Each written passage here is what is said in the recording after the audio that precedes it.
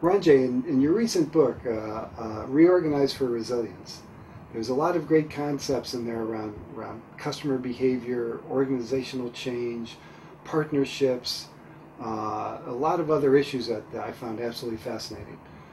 I've been looking, as you know, into solutions lately, a lot of different issues that relate to how companies design, create, market, and sell solutions. There's a lot of synergies I saw between what I've been looking at and what you wrote about in your book.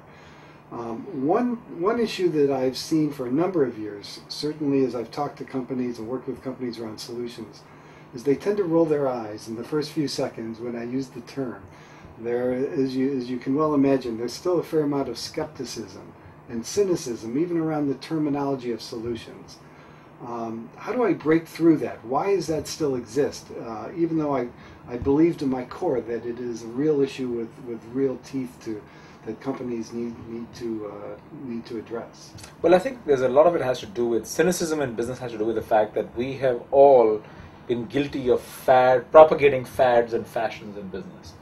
And at some point people say, you know what, this is just another one of those old wine in a new bottle, repackaged and resold. And I think there's been a lot of sloganeering about solutions, companies just relabeling themselves saying, oh, I'm a solution provider, I sell you a lifestyle, I sell you an experience, I sell you a solution. And in many cases it's simply a cross-sell. And I think so people become cynical saying, oh, this is just another one of those repackaging, relabeling exercises. And I think so to really have a breakthrough, you have to kind of help them see that there is, if you do it right, that there is something more profound about it that has to do with really aligning your offering around a set of customer needs. That this is something much more existential about redefining how you go to market, defining who you are.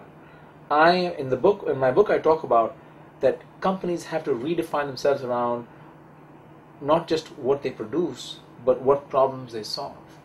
So it's really an identity shift. And I think it's important to then also see that this requires really an enterprise level effort. This is not a sales gimmick. This is not a packaging exercise.